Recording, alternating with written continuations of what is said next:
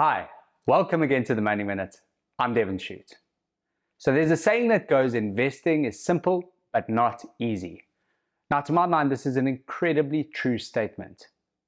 To be successful in investing, one needs to buy a high quality, well-diversified investment and allow the passage of time for it to grow and compound your wealth. Now this sounds simple, right? But unfortunately, as we all know, the reality is not so easy. The journey of remaining invested often is a very bumpy and unnerving one. And the challenge for every investor is for us not to panic when financial markets drop lower.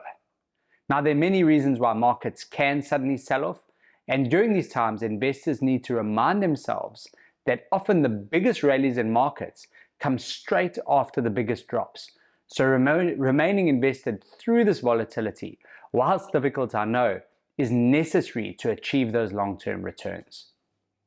Now, I thought I'd share an example with you that happened at the beginning of August that illustrates this really well.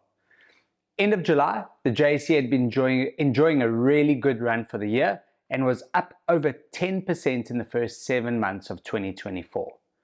However, when we turned our screens on the next week, we saw a panic sell-off globally, particularly in Japan, where their market had dropped 12% in a single day.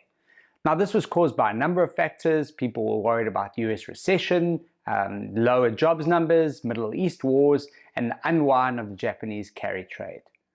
The result was that after the sell-off, the JSE was now only up 4% for the year when it was up 10% just a few days earlier. Now, as difficult as this collapse was to stomach, if you had simply remained invested, you would have witnessed an incredible recovery and move higher.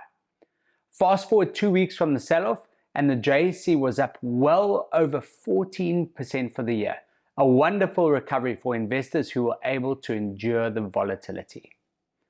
Now, in addition to this, your financial advisor will also work with you to determine the appropriate level of risk for your investments, giving you only the amount of volatility you can handle.